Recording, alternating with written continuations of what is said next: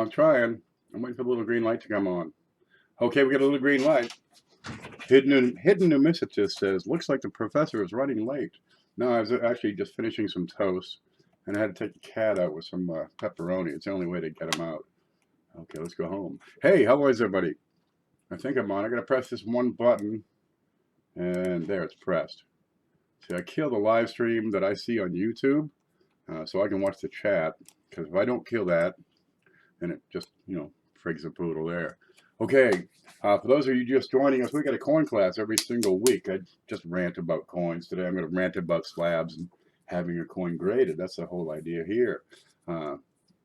During the live stream over here, well, it's over there, we have a bit of a chat section where people can ask questions and comment and jolly about and banter with each other, share some hospitality. It's a lot of fun.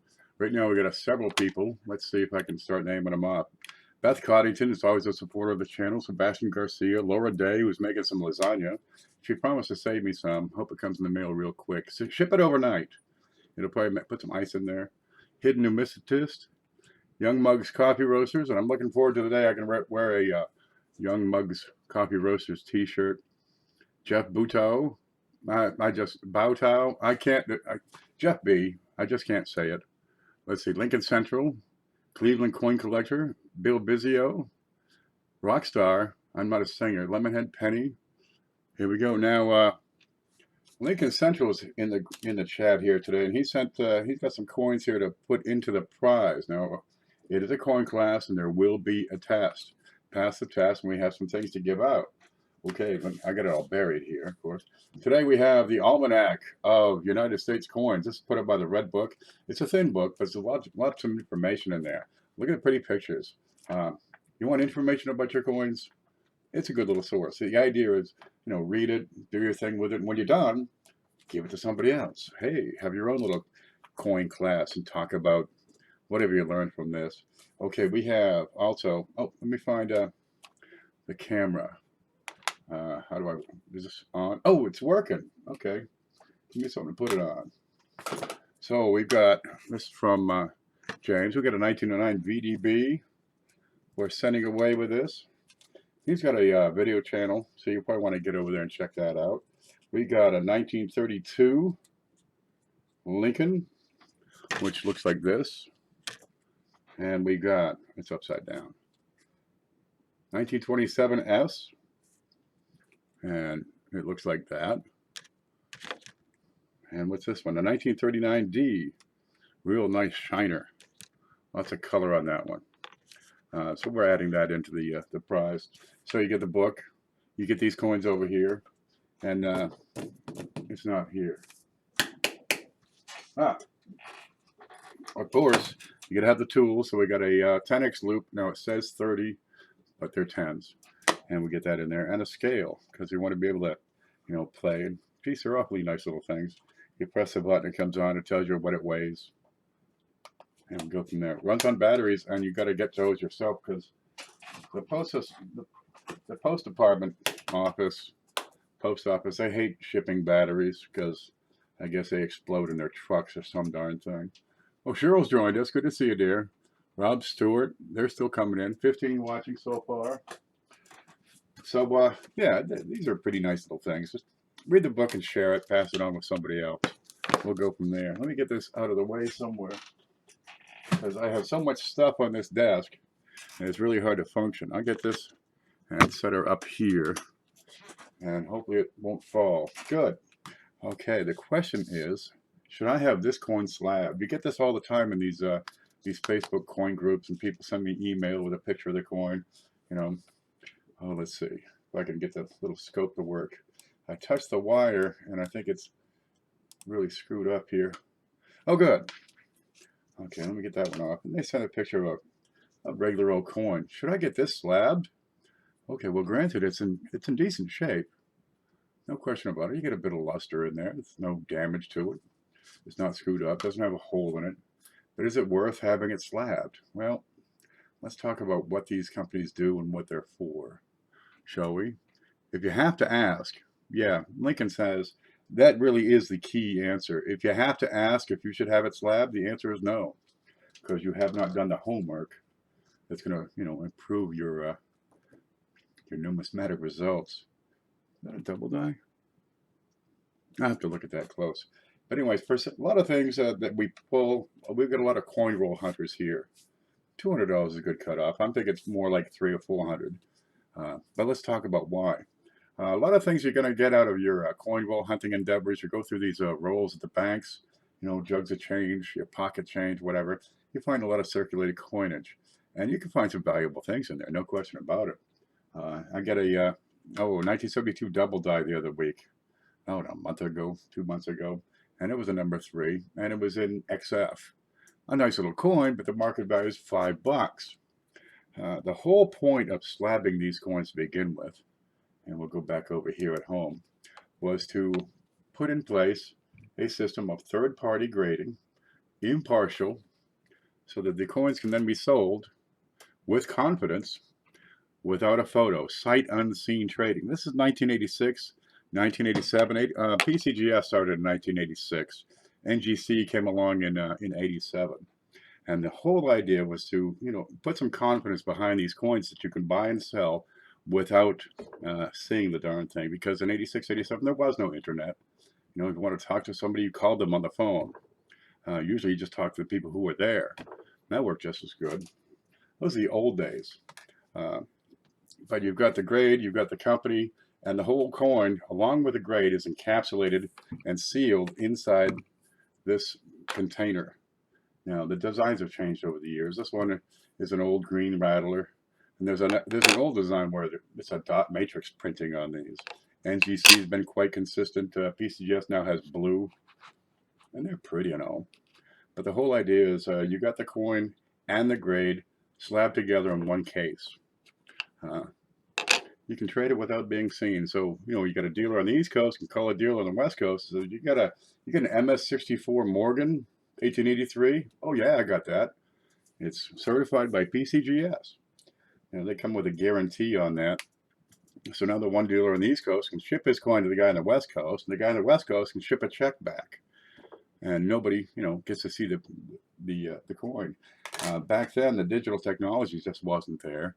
You'd have to take a photo and mail a photo to the guy. Maybe you could, do it on camera or TV or some other ways. But data transfer rates were really slow back then. I mean, you're talking 800 baud modems. It's almost as fast as live streaming. Not quite. But the whole idea is, if you can't see the coin, how can you purchase that coin? How can you market that coin without people seeing it? Because if it's not a valuable coin, they're making a tremendous profit off of it. The cost of printing up images and shipping them out to 1,000 people on the mailing list in a catalog form is cost prohibitive. Back in the day, I would just type up a list, and that was it. 1986 P proof, whatever. That was the whole description. There were no photos back then. So the purpose here is we can trade these coins, and you don't have to see the darn thing, because the reputation of the company and the quality of the grading, plus they're going to be juried. You have several people looking at the same coin, and they come up with a consensus for the grade. That's the whole idea there. So now we have, 2 whole generations of coin collectors that are used to trading these slab coins. And what's been lost is the skill of grading the darn thing. Oh, smash the like button, says Cheryl. Thank you very much. I see Ezekiel has joined us. Hidden Rob. Oh, that's just Cheryl saying hi to everybody. Real friendly group around here. Jump on in. Now, if you want to get your coin slabbed, we can talk about the reasons whether you should or not in a bit. If you want to get it slabbed, it's going to cost you money. So we're going to go over to the big screen here. If I can make this work. There. This is what I see. Okay. Come up here. We'll look at PCGS. This is one of your top third-party graders. You see TPG? That's a third-party grader, and they call it third-party because they're neither the buyer nor the seller. They simply impartially grade and certify the coin. It's genuine. They'll test the darn thing. Get a 1943 copper. They've got the equipment that'll check it. They do a spectrograph analysis. You can look at the light coming off the coin, break it into a spectrum, and you'll see some dark lines. It's the absorption spectra from the metals in the coin. And you can tell, okay, it's got some tin, it's got some copper. It's a genuine coin. See, the plating process of taking another coin and plating it would have a different surface appearance. But they're able to, check it and weigh it and measure it and have a look. But this is a PCGS site. Now, if you want to submit your coin, that's up to you. But let's look at their prices. Now, first off, in order to submit, you've got to be a member. I got notes here somewhere. Okay, there we go. I totally missed the announcements for the day. We'll get to that at the end of the show. It'll be all right.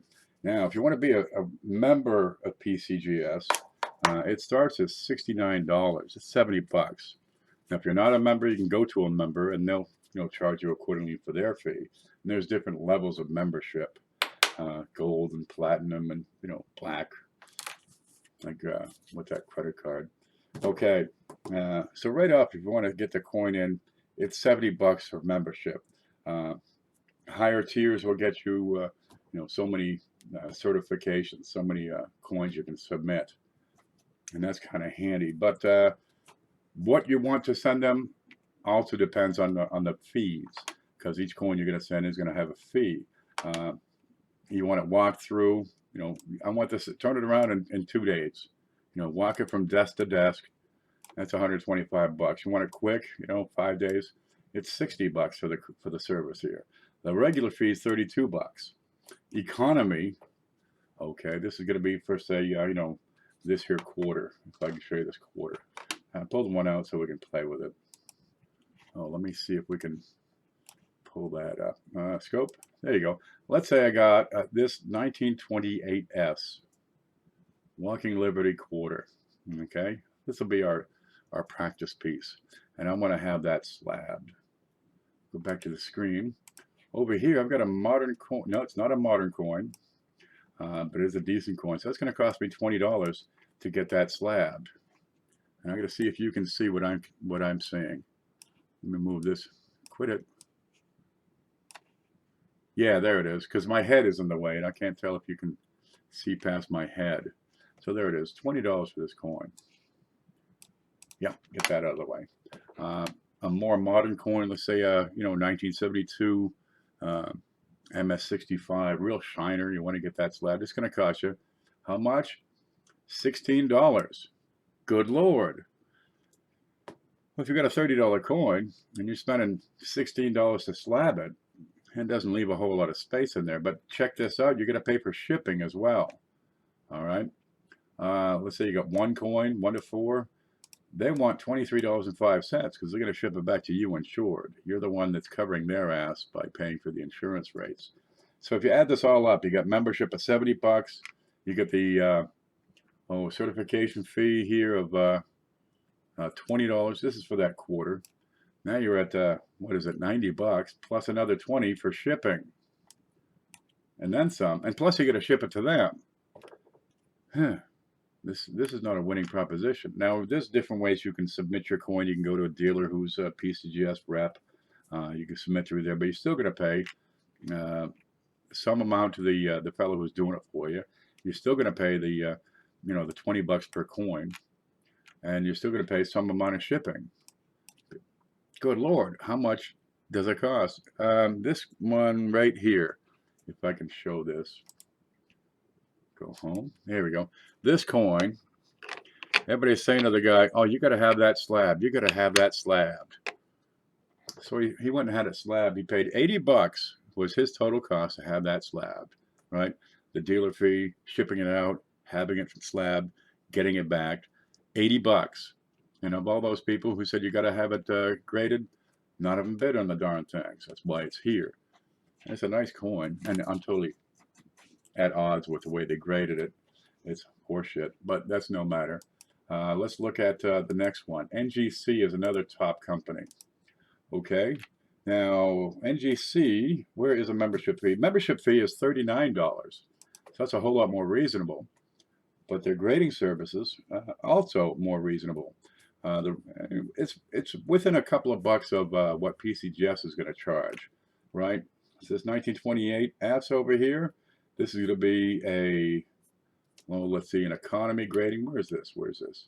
Special, Variety Plus, Mint Air, early release, double thick holder, regrade, crossover, token, and metals. It must be up here. Let's see, Mint Air, Variety Plus, Special. I don't know which one it is. Good Lord, they got so many prices. It's like a menu at a restaurant. But it comes out, it's about 20 bucks is what they would charge. Again, right in line with what PCGS is. They can't be, half the price. PCGS would get upset, and then it's a race to the bottom as everybody cuts their prices back and forth. And then they got to cut staff. For moderns, same price, $16. Now for errors, NGC charges, you're talking 16 bucks per coin. I think I'm on the wrong page. Yeah, NGC will charge you 15 bucks, whereas PCGS over here is going to charge you a whole lot more. Mint Air's $60.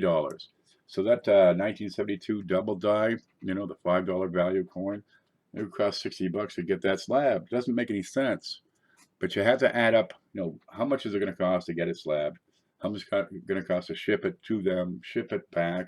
Is there a dealer involved so he can ship it in? Because you're not a member. So you save 70 bucks there. But this guy wants 10 bucks just for that. All he's going to do is put it in a box and send it out. Good Lord. There's another one. Let's look at Annex. Annex was started by the ANA, American Numismatic Association, but I believe it has changed hands, the ownership of the grading service. Still, the prices are quite reasonable. If you have to have it slabbed, Annex is it's a better price. It's not really a discount slabbing, but they don't have the same reputation as NGC and PCGS. And really, PCGS beats NGC, I don't know, 3-to-1 or something as far as people's faith in their service.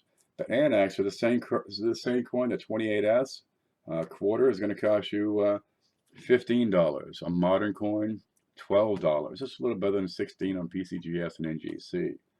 And they don't have a grading, they don't have a membership fee. That's probably the biggest difference. You can send in your coin right now. And for, 12 bucks or 16 bucks, you can get that coin slabbed. You can get it put in a certified holder, sealed with the grade inside, and now you can sell that coin sight unseen. But what's the point? Let me take a moment, catch my breath, because I get to talking so much. Is it Brian Barry here? Yeah. Well, we're talking about your coin right here, right now. Let's go home. There we go. I'm going to catch up on chat real quick. Hidden Numismatist, Cigars showed up. Good to see you. Mr. Brian Barry, this was his coin. I got this from him. He's the guy that spent 80 bucks because everybody said, you got to have that slabbed. Well, the whole point of slabbing is so you can verify its authenticity, over long distances, sight unseen. But nowadays, the cameras, I can take a picture with this $30 camera. I probably took a picture of that cop around with this $30 camera, right? And I can show the person what the coin looks like. What do you think? Do you think this is a good grade? Okay, you can grade it yourself. Now, in the links down here, right down here, oh, and there's a bell. Make sure you hit that bell while I'm pointing here. I've got a link to PhotoGrade, and somewhere it's up here in my tabs. So the whole idea is how much is a coin worth? And for that, you got to decide, nope, that's the wrong one. There we go. There's the grading. Okay, this is a good spot. You got to know what the coin is worth. You already know what it cost you. You paid for it. You got a receipt. You paid for shipping. You get it to your house. You know what you got into it. Well, how much is a coin worth? Because now it's just mathematics. What you pay plus what do you got to pay to have it slabbed, and then what do you expect to get should you mark the darn thing, and are you going to get full retail or anywhere close? Well, let's determine what the coin is. You go to PCGS PhotoGrade, and the link is in the description here. And you've got colonials, half cents, cents, 2, 3, dimes, nickels, quarters, halves, dollars, gold. It's all in here. So if you got a U.S. coin, you can take a look. Just pick out what you have. If it's dime, it's a quarter. I've got this already loaded up with the standing No, I don't. Okay, well, Standing Liberty Quarter would be in here, and I didn't load that next page. So if I load that page right now, it's going to really slow this down. Yeah, let's not load that. But anyway, if I did load it, you'd be able to judge just by comparing the coin you have in your hand with the photos they have on the site. And once you can grade it for yourself, right? And all you got to do is compare what you have with what they have. Hold it up. Is it this good or better? Is it that good or better? Just work up the list until, nope, it's not as good as that one. JC Will has joined us. Good to see you. Now, when you have the price figured out, you can go to Numis, when you have the grade figured out. Now, Numis Media, this is coinprices.org, and you'll have that in the description also. And you can look up your coin. Okay, you know that this coin that you have is good 6, for example. And you go to quarters, it's a Standing Liberty quarter. So you click on that, and this will open this next page here. Right? And here you go. This is a 1926S Standing Liberty quarter. Let me show you the one I have here.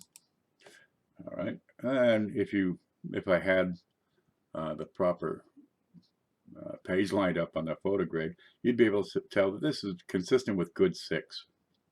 1928S, good 6. Okay, that's a decent coin. I got a whole bunch of these. If you want to buy some, look at last night's show. Now, once I have the good 6 figured out, I can go to Numis right here and look it up. Well, it starts at good 4 and doesn't have a good 6, so it's probably between $6 and $9. Is that worth having it slabbed? Now that you know what the coin is, you've identified it, you've graded it, and now you can look up the value. Is this worth an $80 fee to have it, have it certified? Doesn't make any sense. At what point would this coin be useful? At what point would I benefit from having it slabbed? Well, if it's going to cost me $80, really, I'd want to double my money or triple it just to cover that expense. So this would have to be somewhere around MS62 to MS63 to be worthwhile. And that, I'm just, any profit I make, I'm giving to them. Honestly, if you want to make a buck, you want to sell this thing for around $400 or $500. Otherwise, you're just taking whatever profit you're earning and sending it off to the slabbing companies. So in short, people say, should I have this graded? Well, if you haven't done your homework, no. And if you have done your homework, then you'll be able to answer that yourself. So at what point is it worth grading? I mean, some of these, let's look at this one here. Scope, there we go. Something like this, sure, it's a decent coin. It's in great shape. It's got a little bit of luster there. But even a top grade, you're talking, $10, $20, $30. It costs more to have it slabbed, which makes me wonder, how does this coin, okay, we have MS65 red, 1946D. How does that coin get slabbed? Because these coins, you can get them for, we're talking $15, and it's in decent shape. There's no question about it. Okay, they call it red. It's a little splotchy. But you can see the details are pretty sharp. Now, if it costs them $16 to get that slabbed, somebody lost money because they're selling for $15 nowadays. You can get this one for $15. But there she is. Now, the neat thing is with these is you get yourself an MS65, an MS66, an AU50, and line them up. And now you have your own, you've got your own grading scale right there. Just compare your next coin to whatever you have in front of you. So you have a reference, and that's handy. But you're going to have a $200, $300 coin to make it worthwhile. Now, let me take the top of this off. Because here, we're starting to get into the realm where it begins to be worthwhile. There we go. Okay, this is that 1921 again. All right. Now, looking at, the condition of the coin, looking at photo grade, this baby comes in. Where's my stick here? I've got a little blemish here, right above the hat. I've got another one right there. And this is, the shape of it says it's probably a contact mark, another $0.50 or something came in contact with it. But the rest of this coin is bliss, right? I mean, it's flawless. But I do have a couple of minor issues. So is it 65 quality? I think it's a little bit short of 65 quality. I'll give that an MS64. And in that grade, you're looking at a $225 coin. How much less than that did I pay? Let's say I paid $100 for it. There's some room in there to have it graded, pay that certification fee, 60, 80 bucks, and still have some room for profit. Well, if I didn't get it slabbed, can I still sell it for, 225 to 250? Yes, I could, because my digital technology is good enough that I can take a picture of this and send it to people. Let's go to the home. There you go. I can show that to people and they can see the quality. I got a Tootsie Roll bank. I can put a thing right on top and slide her in. Now you can see what that thing looks like. It's an elegant coin, something like that, where it has enough value to cover the cost of purchase, of shipping, of insurance, of having it slabbed, and can be sold and still make a profit after paying these exorbitant slabbing fees. Yeah, this would be a candidate. The only thing I don't offer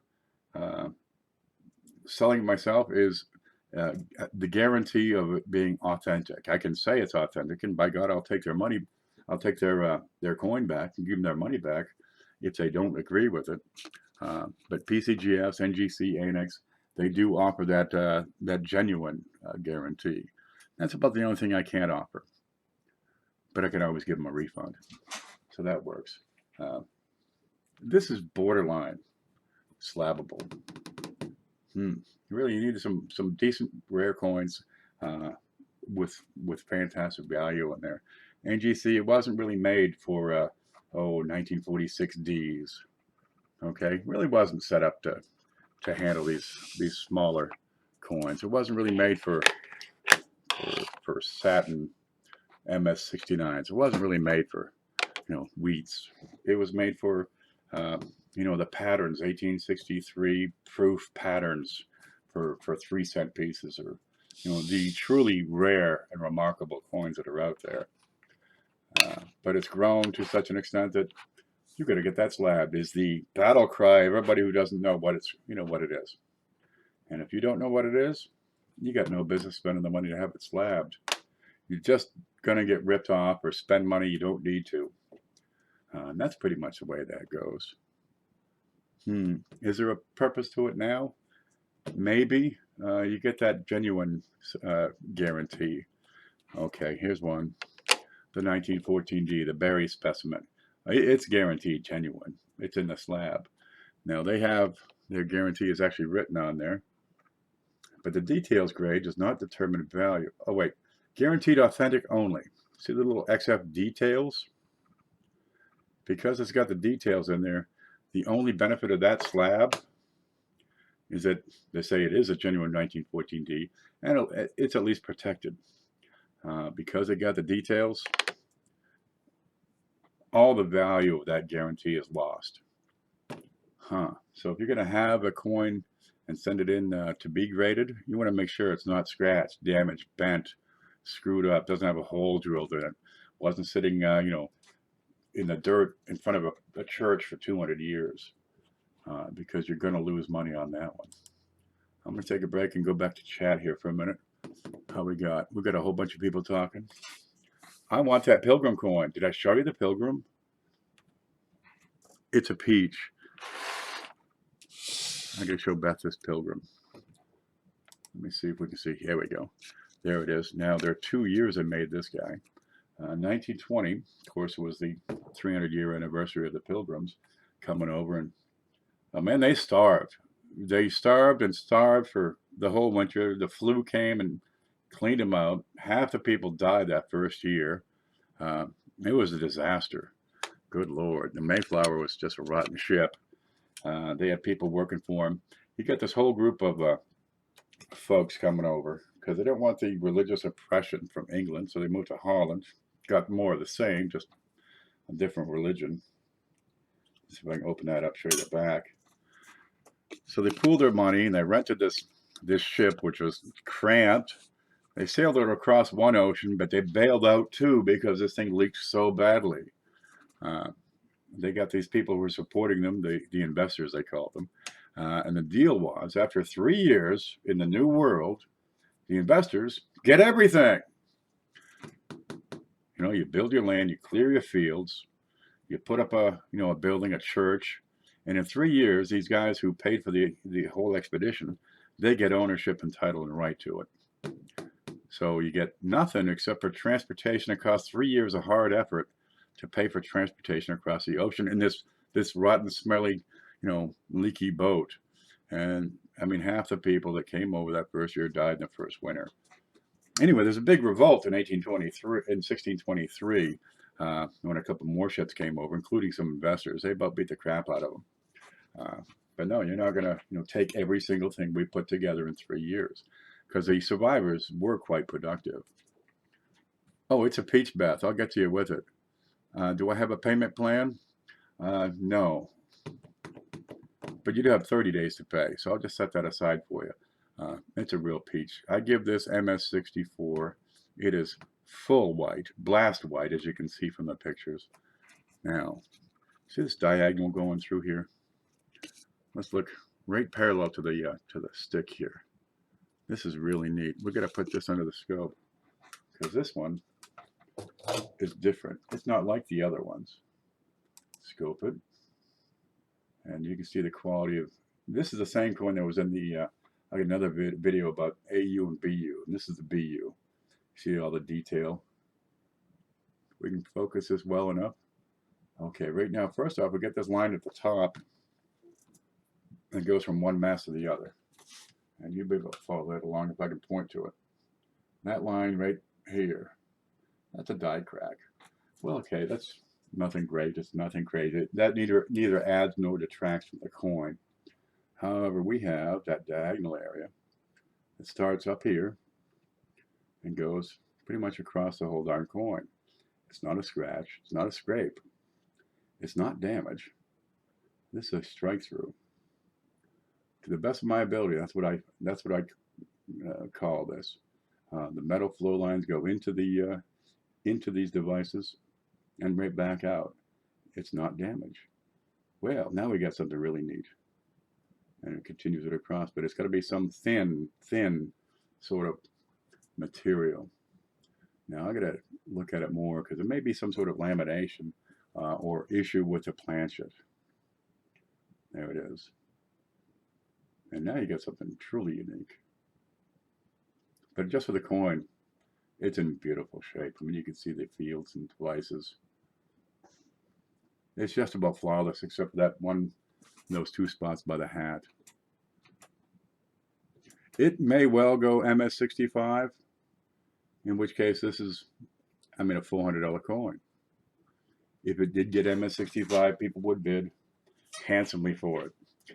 So there's that advantage. But I think I would not go above 64 because of the two blemishes on the front. But with this error in there, yeah, that might drag a little more. But I got this for a song. I mean a song, because the guy sold to Beth. Okay, Beth, it's yours. The price from last night is $250. I got this for a song because the guy had it listed as a 1920. Okay.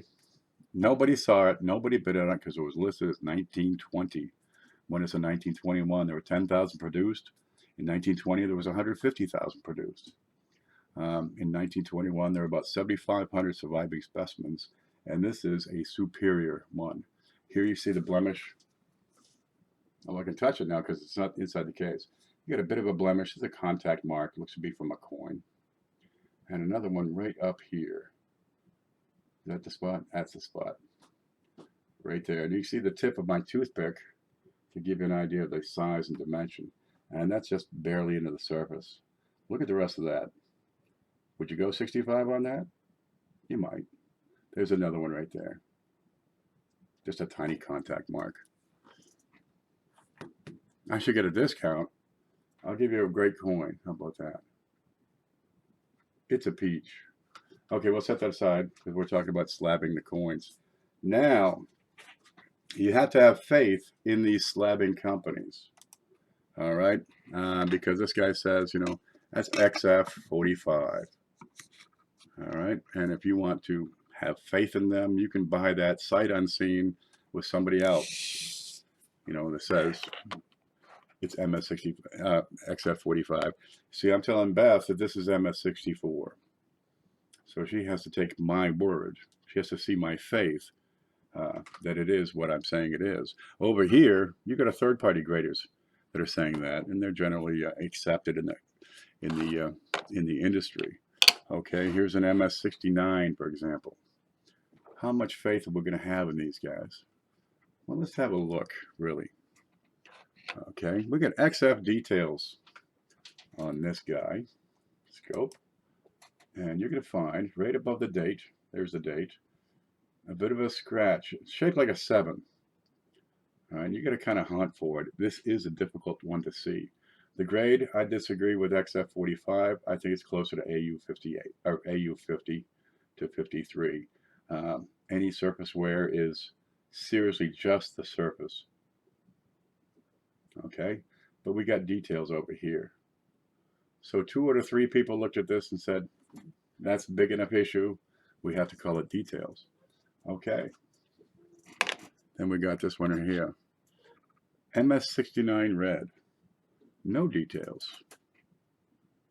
All right, now you're going to tell me this is juried by these third-party grading companies.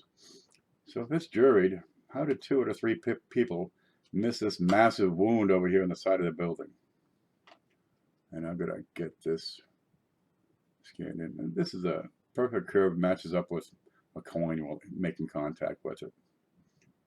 And this wound here is twice the size of that scratch on that XF45 details.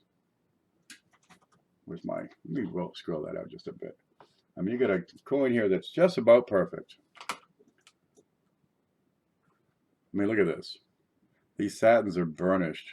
The dies are specially prepared, and the planchets are burnished, so you get really uniform color on them. They're elegant coins, right? We're going to call that MS68. Let's look at the breast. We got some massive wound on that breast. Again, a contact mark. That's probably why it didn't make MS69 or 70. And over the back, again, everything's, I mean, it's almost a brand new perfect coin.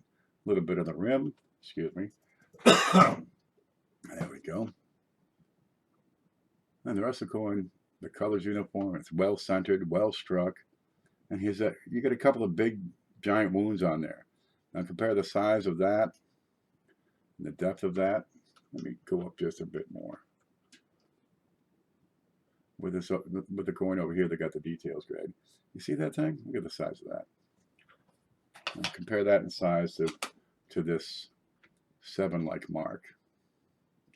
This one got details. That one didn't. Well, if you have the faith in the companies, you'll buy that one sight unseen. Will you buy that one with the details grade? I've got a good mind to rip that out of there.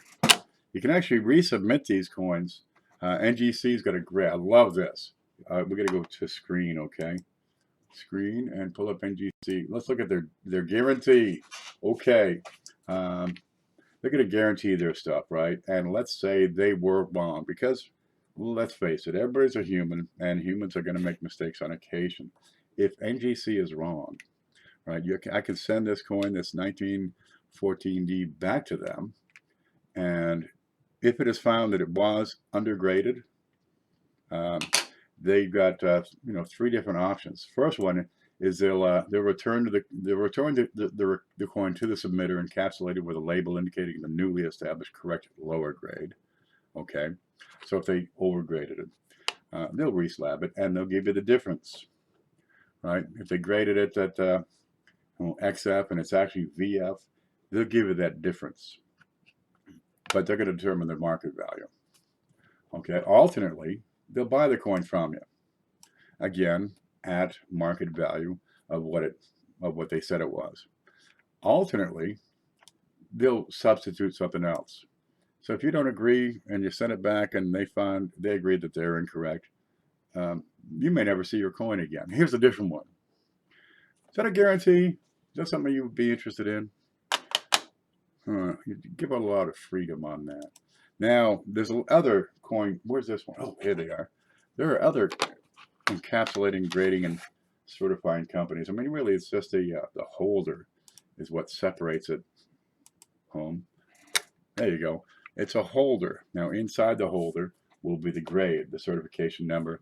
You've got if we can see that, serial numbers, which identify the coin uniquely. After that, it's just a holder. There's lots of holders on the market. You can get these backyard slab coins.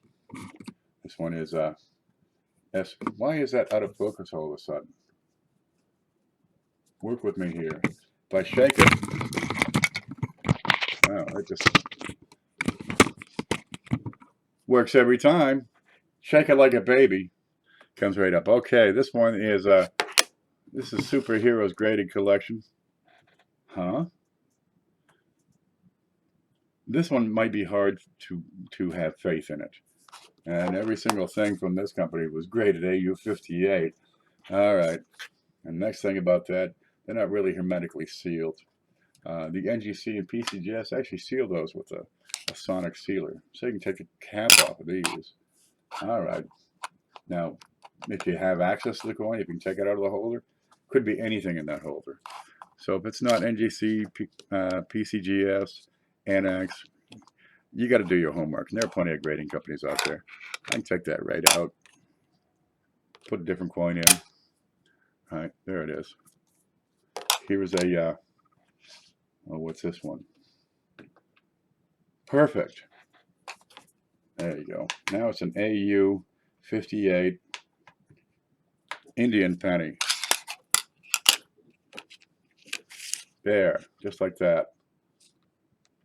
So if you do get third-party graded, and there are other companies out there, and some of them are okay, be sure that it's sealed, or if they're not, you can't have any faith in what's inside that slab. Okay, but these are great holders. I mean, you can start your own little grading company. I don't know that you'd want to take on PCGS or NGC. They've got deep pockets.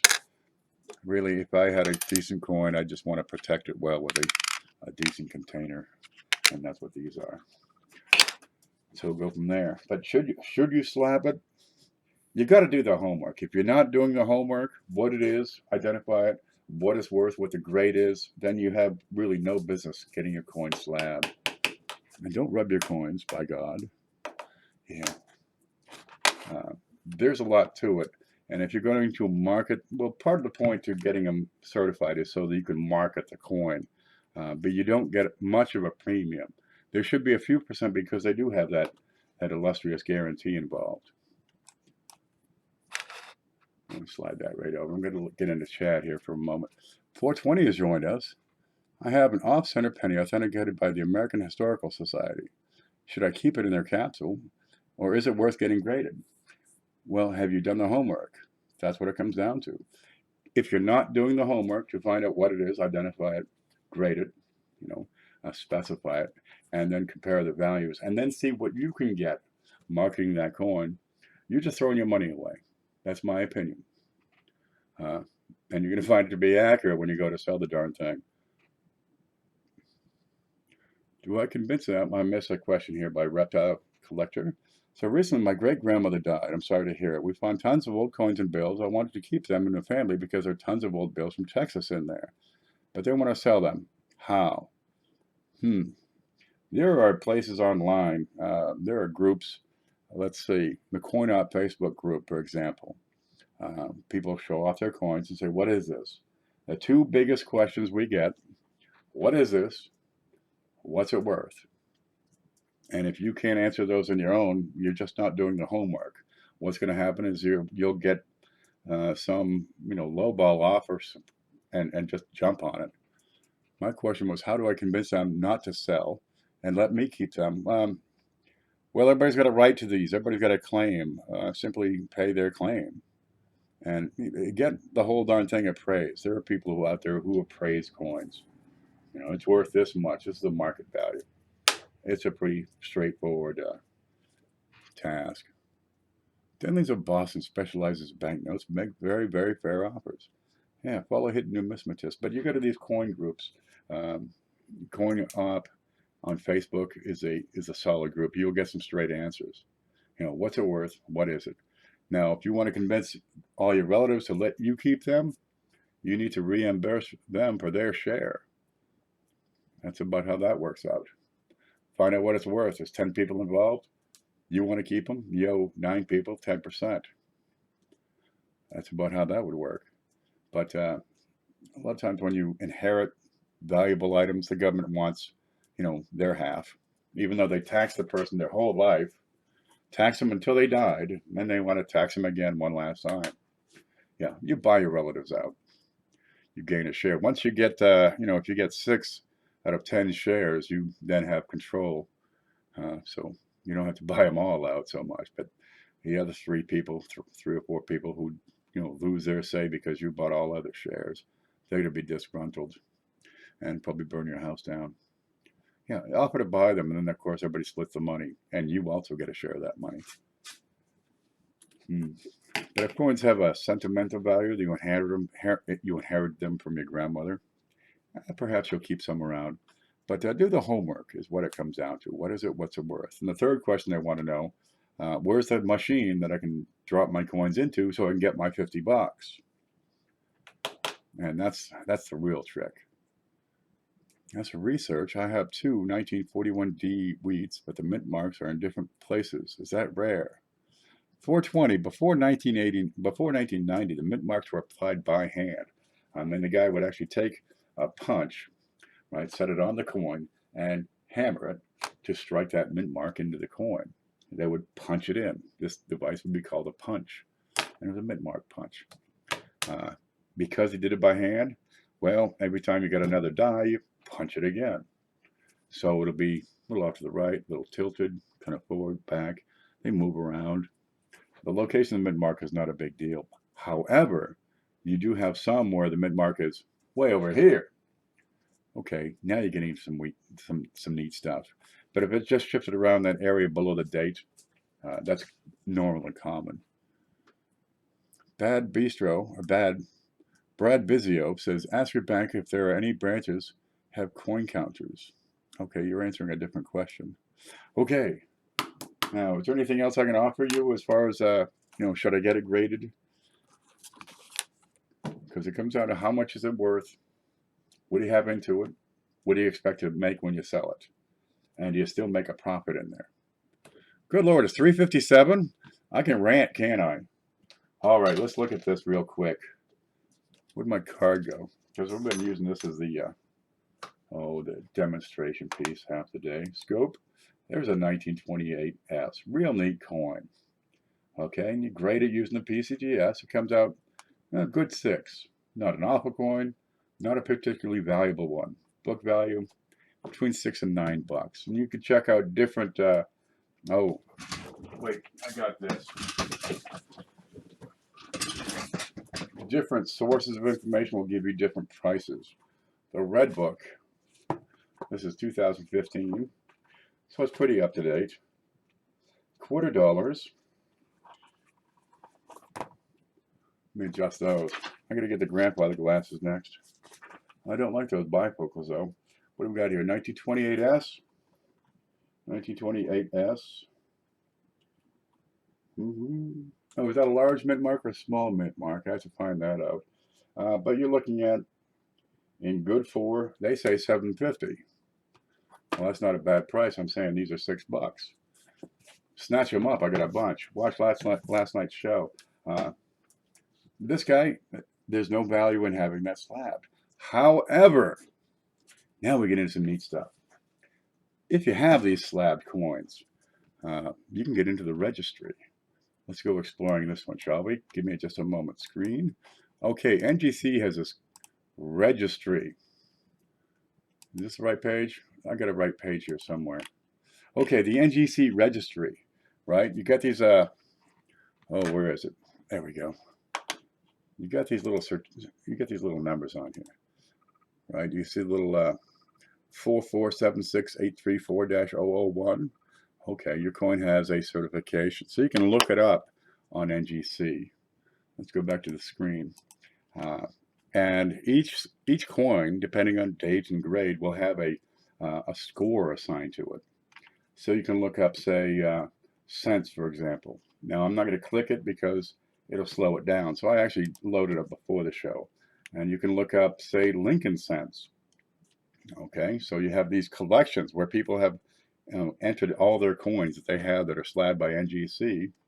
Okay, so we'll look at, well, let's say Lincoln cents, 1909 to 1958, all your circulated issues. And you get this page. Okay, now you have a ranking of people's collections. So you can enter all your coins and see where you rate. You know, here's KKM with the #1 set. Each of these coins, depending on date and grade, will have a score assigned to it. This guy's got a 353,000 point collection. That's pretty nifty. Once you get over about 2,000, you start getting, you know, into the point where you're climbing that ladder. And let's look at this guy's collection. Okay, we got a 1909 VDB. I'm sure it's really nice. It's MS67 red. You can actually take a look at that coin. And if I load this here now, because I haven't loaded, it's going to slow things down. But this guy's collection is 65 red brown on the SVDB. He could do a little better, but not much. 65 red on the 1909, 67 red on the 1909S. He's got a lot of, you know, high-end coins, and some of these, you know, what do you got? 66 star. They're going to be tough to beat. Well, 66 plus on the 1918. Once you start getting into 66s and 67s, a lot of times you're getting the top coin that NGC or PCGS has certified for that date and grade. And this is a world-class set, what this guy has. So, if you got them, hey, why not start a little registry set? Now that's where it becomes worthwhile to get a coin slabbed. Maybe you're not going to sell your coin. Oh, let's see this. Let me show you this one. Home. Maybe I'm not going to sell that MS65 1947, but I want to put that in my registry set. It's, you know, it's going to cost you $16 to get it slabbed. All right, and you're not going to sell it, but you're putting together a registry set, and now it's kind of worthwhile because you're able to fill up your set, and if you already have the coin, well, at least you don't have to buy it again. And that might be about the only reason I'd see, other than marketing the coin, just so you can have bragging rights and share the coins, you know, the photos and the whole collection.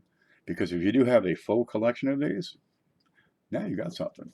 Very few people have actually put together a full set of Lincolns.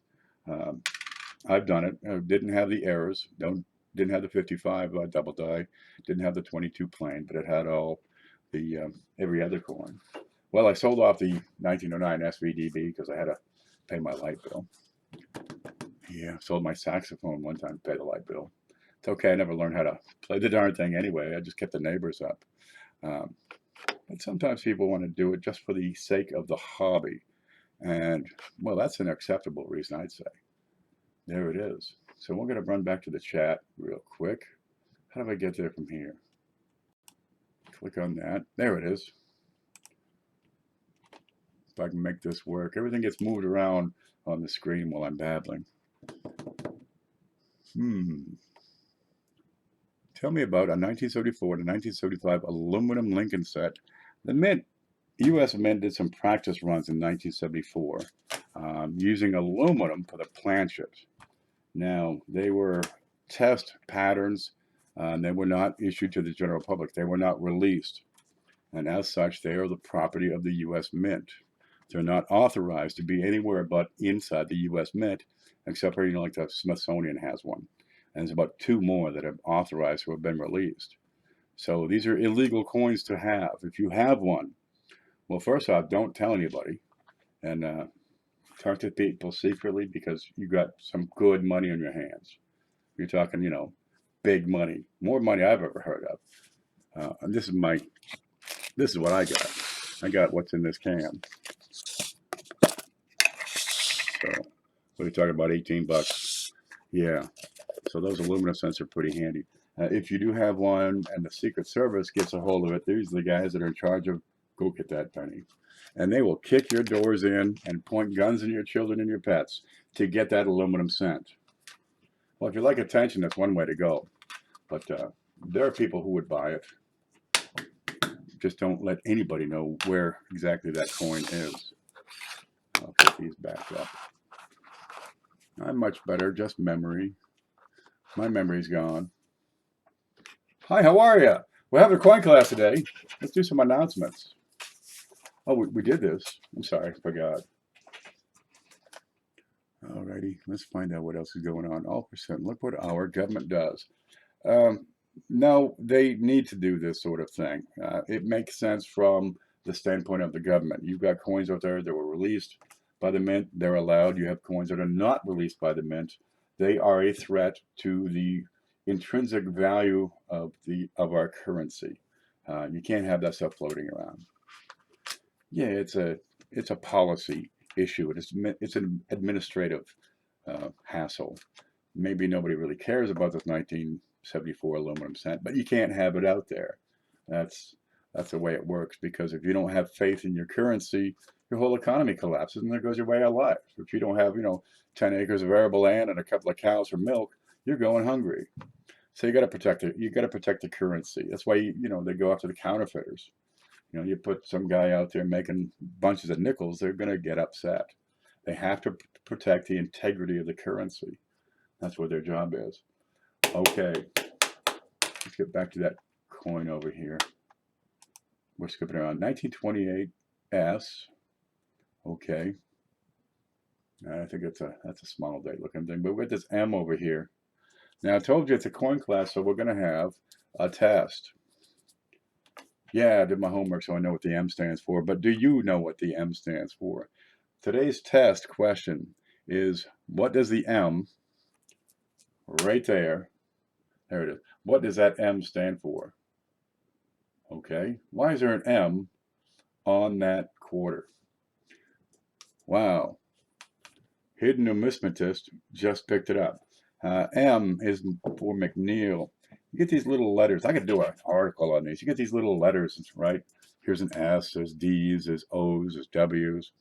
And you got, M, you got VDB, you got the JS, which is not Joseph Stalin. This is the designer initials. And they, stamp their little initials into it. So, McNeil, where is it? You've got coming to you these coins we spoke of earlier. Where's my stuff? Not McNeil. Hidden numismatist. Here we go. Okay, we got the Almanac United States coins, right? We've got a 10x loop for you. We've got a scale, not this one. This was mine, but it lights up. See, mine's got batteries in it. And, there's several coins over here, which I got so much stuff in the way, I can't quite get to them. Where'd they go? Oh, there they are. Yeah, a pile of stuff up on top of that printer. Gets to a point, I can't find nothing under there. So we got a 1909 VDB, we got a 1932, a 1939. What's this other one? I don't know. That's a 32, 1927S. Yeah. And a 1928S Standing Liberty quarter. That's a nice little treat for you. Now, this is important, okay? Hidden numismatist, you won this stuff. Right here beside my head, I have an email address. I need to get your shipping address if you want all this stuff. Because if you don't send me this shipping address, I'll just give it away to the next guy. You get the book, Almanac of United States Coins, and I could probably show it off over here. Let me crank that up some. There we go. And it's got, stuff in here. Just information. Lots of pretty pictures. It tells you about the coins, kind of a value range. It's a general information book. Here's a picture of Washington. I don't think he ever put his hand inside his coat. He was a gentleman. Shake it like a baby. Yeah, let's get Shake It Like a Baby t-shirts. That'll be good. Okay, and some flips. But the flips, well, they might be here on my porch, but I haven't heard anything yet. I had the cat out there standing guard. So we'll get this right out to you. And did you see your quarter? This is your quarter now. Scope. There you go. There's the whole darn thing. We'll zoom up. And it's okay. You got to have a few coins to look at. Maybe it's not the best, but, well, you don't have one now. But let's try to get some coins in your hand that aren't, circulated wheats. Sign the book for me. No, you don't get my signature unless it's a contract. Now, hidden numismatist, what you got to do is when you're done with a book, give it to somebody else. So, yeah, I'll sign it. Okay. But you won't like it. I'll put it right in here. And when you're done, you got to sign it and give it to somebody else. You can't read my signature anyway. There we go. We got a signature right there. So now it's how many people? Can we see that? I can't. The whole screen went black again. He wants a book autographed. I didn't write it. Whitman, Redbook wrote it. Whitman. Yeah, home. Whitman wrote the Barn book. Okay, here. There's space in here for you to sign it too. Yep. I can't get that. It's too long for the camera. There's my signature. That's sloppy. But yours goes right here. And keep passing that around and passing it around until Alzheimer's sets in and you get it back and you say, oh, I got a new book. I've never seen it before. What if I want to cop around, send email and pay later? Well, first, I can't send copper through email. If you want to pay later, I'll ship later. There's the round. Now, there's shipping involved in these things because it's an ounce. These are big, fat, heavy coins. They're around here somewhere. What's up here? Here's one. Whoops. And I try not to touch these. These are great rounds. There's a 2 cent. There's a penny for comparison in size. They're big. It's the size of an American Eagle. Walking Liberty design. And I put them in a flip and send it. But it's $3 shipping because I use track shipping. Again, that protects me. It protects you. We know where the thing is at all times. So if you just pay $2, I'm going to send you $2 back and you get nothing. You write like my doctor. I had a lot of head injuries back when I worked for the contractor. So, kind of hard to move I just scribble. I move the book sometimes. Just hold the pen steady. All right. So I'm going to write that down. Hidden numismatist. You need to get a hold of me through email. Okay. Hidden numismatist. I can't read that. I think it says take twice daily. Huh. Okay, listen. We got the coin class. Oh, that's today. Never mind. It's Christmas season. Now, what we're seeing, a lot of people are getting the flu. They're getting sick. It's cold. It's miserable. It's snowy. Things are taking longer to ship. Again, you got a lot of packages going around. So be a little more forgiving if people are, well, where's my stuff? I know Dustin canceled his class because he's feeling poorly. I've been feeling like, dog turd for 2 weeks. I actually took down my class from 2 weeks ago because that's when it hit me, man. God. Hits in the front, hits in the back, stomachs and nuts. You don't need it, but it's not that bad a flu. You'd be back up in no time. I'm feeling, look at this, huh? You can see that muscle? Yeah. Okay. But also the post office, they get a lot of volume coming in this time of the year and stuff you think should take, where is it? It's taking an extra week. God, bear with it and try not to get the flu. Let's see, the Wednesday wheats, we have that going. I got a picture for that here somewhere. Where is that? Is that it? Wednesday wheats, we started that off. Last week we had a pretty good prize of about $100 retail value. We started with a Dansko album, and that's actually right here. If I can pull that up and not spill everything. And we added a lot of coins to it. So there it is. That's an 8100. Real treat. And the winner on that one was James Owens. I'm in here as Lincoln Central. Okay. And he said, don't give it to me.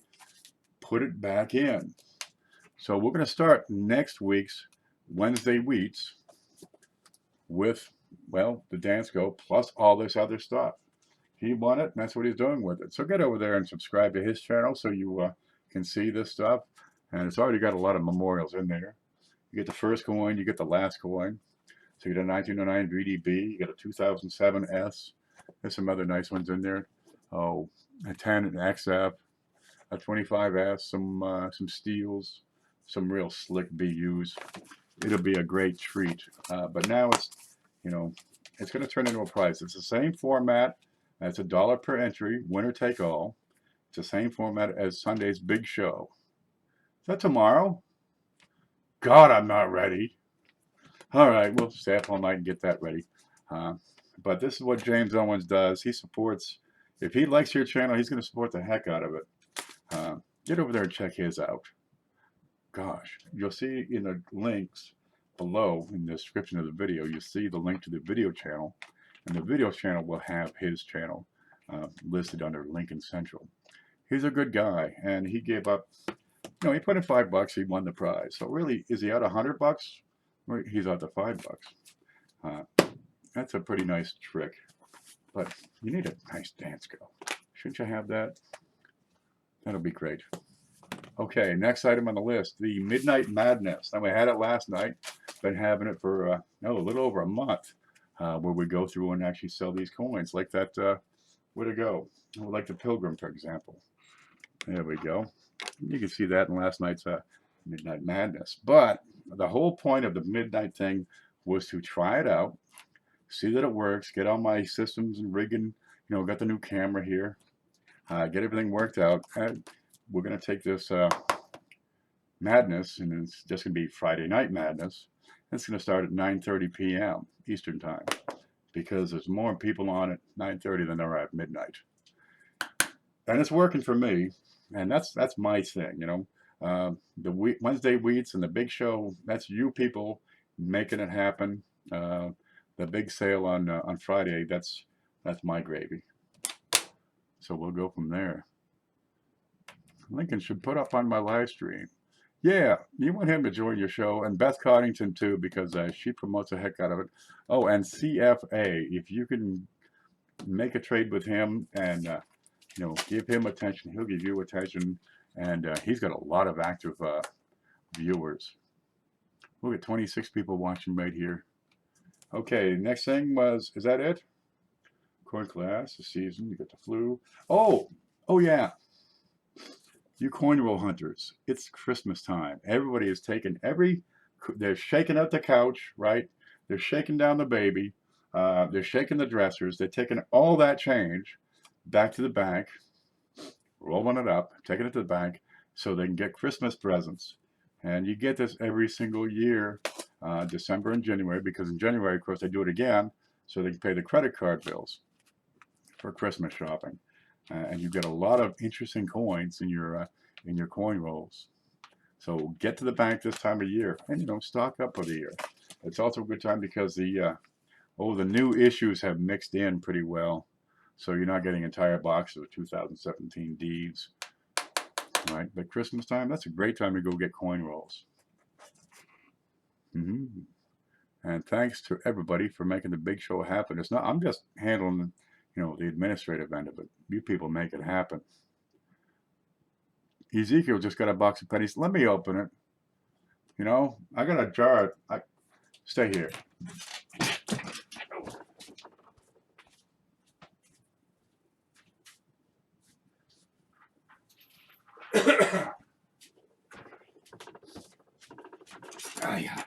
My brother gets you know, he gets pocket change and he sticks it in a jar. That's the jar. It's empty now. I don't know how many gallons. That's about 4 gallons, and you know, it's full up to about here. So I'm kind of working on that a little here and there. Man, if you can find somebody with a jug, get it. But it's a lot. My first job is to count up how much, so I can just, you know, write him a check. Here you go. That's a neat thing. I'm sure I've already picked out some silver. There's all kinds of stuff out there. Man, quarters, dimes, nickels, a couple of dollars in there, no halves, some earrings. About a pound of toenails. Not sure how that gets in there, but hey, what are you going to do? Okay, I've got free time for a little while. I'm going to pack this stuff up for Hidden Numismatist. Let's see. And then I'm going to go play with my coin bucket and see what's in there. So, Merry Christmas and Happy Festivus for the rest of us, says Beth. YouTube has a new update. You have to turn on notifications. Oh yeah, when you subscribe to somebody's channel, you're going to find a little bell. It's down here somewhere. I think it's down in this area. You find a little bell. Now, if you turn on the bell, right, you see these little wings above it. Now, up here you have your bell, the top line of YouTube. Ooh, I can do screen. This it? No, I'm gonna slide that over. So you see the little bell up here in the top right? There it is. Let me make this bigger so I can point. Oh yeah. Okay, now I can put that up top. There.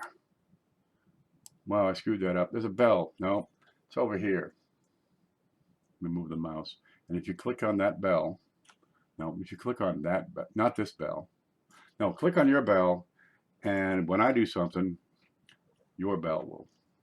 Just click all the bells. We'll get out of here. And there's home. Don't forget to put aside my coin. I got you, Beth. It is here. That's it. And it is a treat. If it's MS65, it's a whole lot more than what I'm charging you. And I'll actually put that right up here. And of course, it comes in no extra charge for the acrylic holder on this one. And I'll make a note right now because my mind is gone. I don't remember a thing. I got Beth Pilgrim. And somebody wanted a copper round. If you want to order stuff, like you got like this copper round right here, and there's scales and loops and flips. If you wish to order it, don't just send money. Get a hold of me through the email so we have a track record. People have sent money, here's some money, and I put it in as entries. And then they say, where's my stuff? What stuff? Because during the live shows, I don't have time to go through, the PayPal and open it up and read the memo. It says, oh, here's $7 for this and, $10 for that. So I kind of have to, no problem. Just keep the stuff separate and email for ordering items. We'll go from there. That had happened to me before the show. I didn't get a notification about the show. Sorry about it. I hit the notification button today about an hour before. If you're doing live streams, you can schedule it in the live stream on YouTube's page, which will send everybody who has rung your bell, which will send them a notification, but it does take time. So if you're going to do it at 3 o'clock, put it up at noon or so. Just got the update. Did you get my email about the penny? Marty Poles, I'd have to check the email.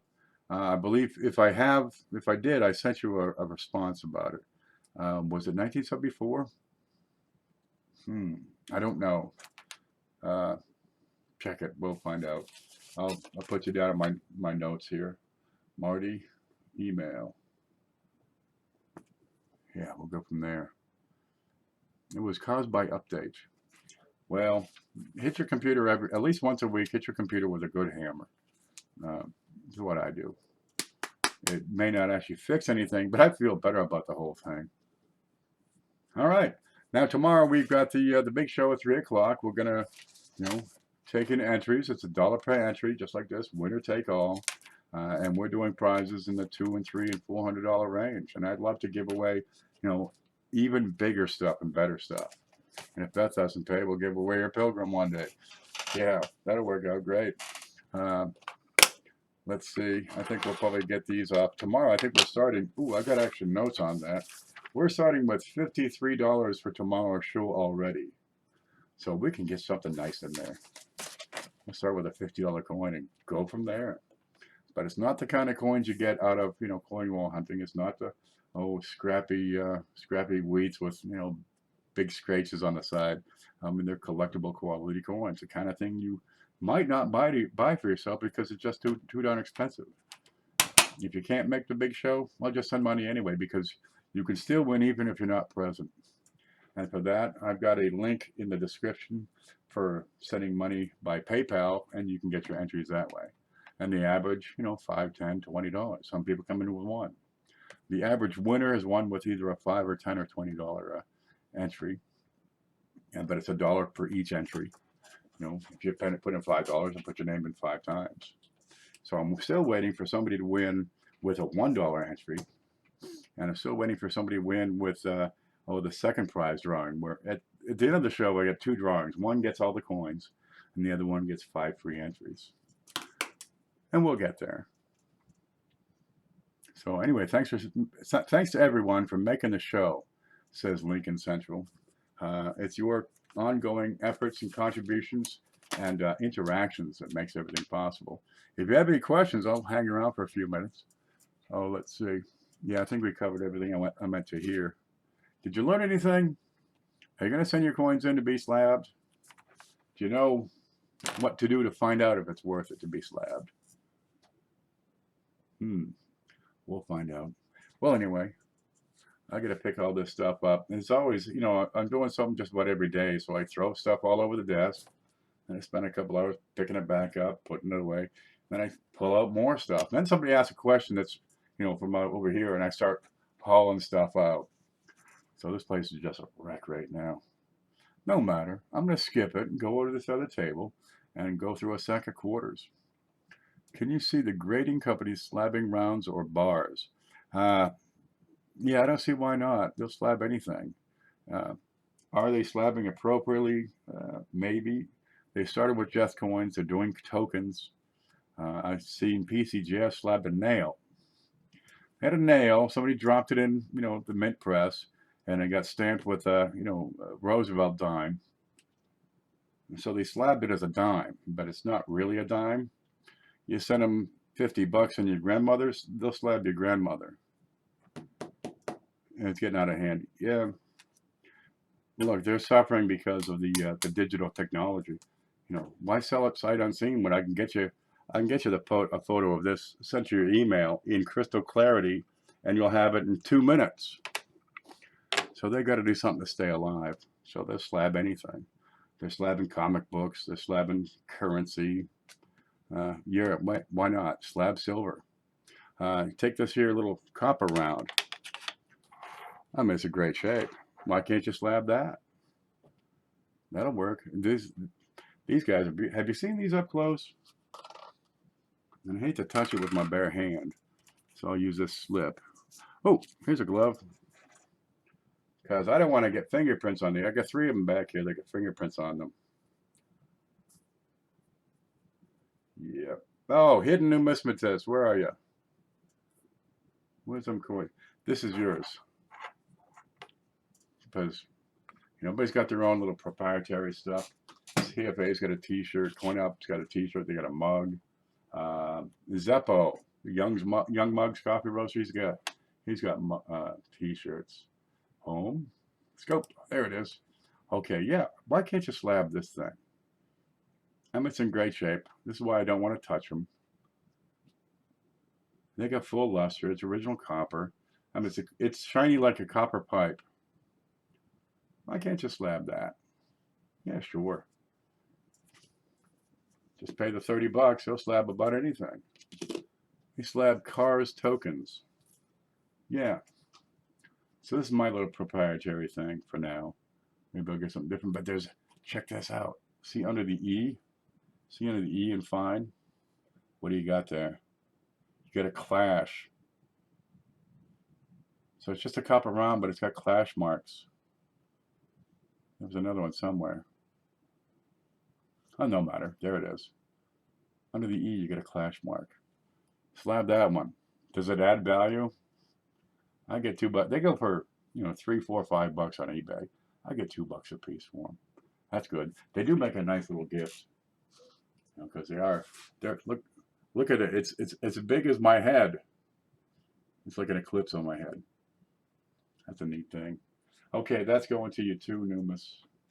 So Numis, you got some weights, you got a scale, you got that loop, you got some coins. get a cup around, and I'm going to include a free envelope. When I die, I want to be slabbed. They could probably do it, you know? You want to see? Here's my old man. There you go. There's my dad. Yeah. You can do something with it. I got another friend over here on a shelf. Yep. I want to get my teeth slabbed. Actually, when I die, I always said I'm going to be, you know, in a coffin, and I'm going to be buried up to my face with coleslaw, and it'd be an all-you-can-eat buffet. Help yourself, folks. Get another plate. That'll be fun. Home. There's the picture. Yeah. So why not? Hey, you want to buy a 2-center? Here it is. We've got some nice shiners. But you can buy an MS-66 coin, an MS-67, MS-68. Here's a 69. You can buy a good, very good, and get one of every grade, and now you have a reference set, right? You take your coin, hold it up, and say, this is the same as that VG. And you can grade it. You can grade stuff that way. Hey, all you can eat buffet. Everybody show up. It'll be fun. Okay, I'm gonna go get to that. Get to my pile. I mean, I've got a pile of change over there, and it's calling me. I'm gonna get over it. I'm gonna get over there and have some fun. Right, guys? I want to thank you for tuning in. We'll do this again tomorrow, but we're just gonna give stuff away. It'll be a lot of fun. I like giving away good coins. That's really, it's a lot of fun. You got to try it. Here's some beautiful coins. This is what it's worth. Here's some more stuff. And you can have it. And you guys make that possible. It's a thrill. Okay. You guys have a great weekend. I'm going to sign off.